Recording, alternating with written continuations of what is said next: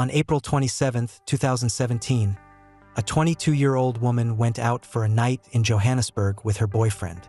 Hours later, she vanished. 2 days after her disappearance, police made a horrifying discovery: a burned body dumped in a field. What investigators uncovered next exposed lies, manipulation, and a brutal murder that shocked an entire nation. This is the tragic case of Karabo Mokoena and how detectives uncovered the truth about the man responsible, Sandile Mantsoe. Karabo Mokoena was a 22-year-old student living in Johannesburg. Friends described her as ambitious, outspoken, and passionate about women's empowerment. She was active on social media and often spoke about independence and self-confidence. But in late 2016, Karabo began dating Sandile Mantsoe. Mantsoe presented himself as a wealthy Forex trader and entrepreneur.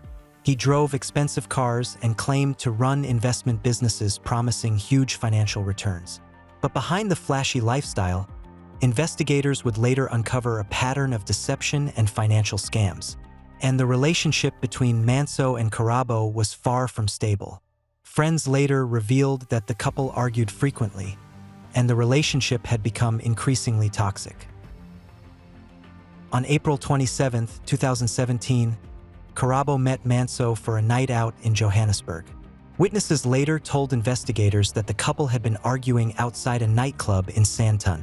Despite the argument, the two eventually left together in Mantsoe's vehicle. That moment would become the last confirmed sighting of Karabo alive. Soon after that night, her phone suddenly stopped working. She stopped responding to messages and her family became worried. When days passed with no contact, her family reported her missing. Friends launched a campaign on social media using the hashtag #FindKarabo, hoping someone had seen her. But behind the scenes, detectives were already focusing on the last person who had been with her, Sandile. When police first questioned Mantsoe, he claimed that Karabo had committed suicide inside his apartment. According to his version of events, he panicked after finding her dead. Instead of calling authorities, Mantsoe said he placed her body in his car, drove to an open field, and burned it to hide what had happened. Investigators immediately found his explanation suspicious. First, destroying a body is itself a serious crime. But more importantly, the evidence didn't support his story. And as detectives continued questioning him, Mantsoe's story kept changing. Each version raised more doubts. Investigators began reconstructing Karabo's final hours. They examined security camera footage from Mantsoe's apartment complex. The footage showed Mantsoe leaving the building carrying a large dustbin shortly after Karabo was last seen. This immediately raised suspicion. Next came the cell phone data. Phone records placed Mantsoe near the location where Karabo's burned body was discovered. Forensic examinations also revealed critical details. Experts determined that Karabo had suffered violent injuries, including stab wounds.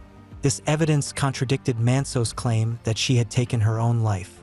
Prosecutors concluded that Karabo had been killed during a violent altercation, and that Mantsoe had attempted to destroy the evidence by burning her body. The combination of forensic evidence, CCTV footage, and cell phone records built a powerful case against him. The case eventually went to trial at the South Gauteng High Court.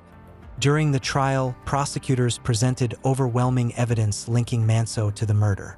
The court heard testimony about the CCTV footage, forensic findings, cell phone location data, and Mantsoe's contradictory statements.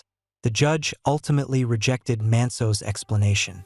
The court found that Sandile Mantsoe had murdered Karabo Mokoena and then burned her body in an attempt to hide the crime.